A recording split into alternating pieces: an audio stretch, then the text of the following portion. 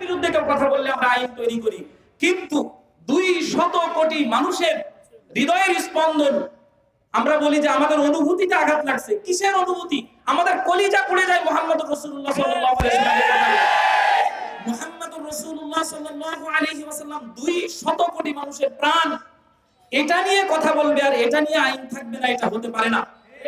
সুতরাং আমাদের এটা দাবি, আন্তর্জাতিকভাবে দাবি, এবং আমাদের দেশের জন্য জাতীয়ভাবে এটা দাবি থাকবে।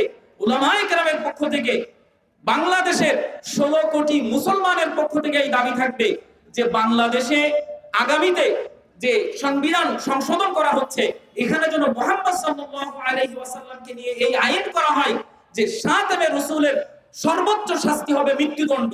এই দাবি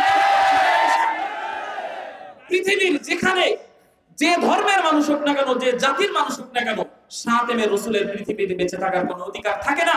সুতরাং দেশীয় আইনে, আন্তর্জাতিক আইনে যদি আইন না করা হয়, তাহলে মুসলিম তাওহীদি যুবককে কিন্তু ঠেকানো যাবে না। কয়জনকে প্রটেক্ট করবেন? কয়জনকে আপনারা নিরাপত্তা দান করবেন? আর কয়জন যুবককে আপনি ঠেকিয়ে রাখবেন?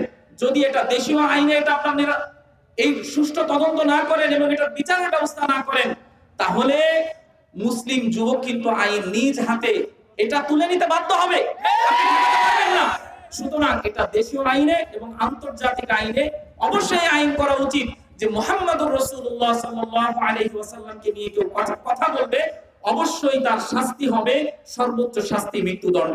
আল্লাহ পাক রব্বুল আলামিন আমাদের এই দাবিকে এই আল্লাহর জমিনে স্থাপন করা এবং এটাকে প্রতিষ্ঠা করার তৌফিক দান করেন। আমিন।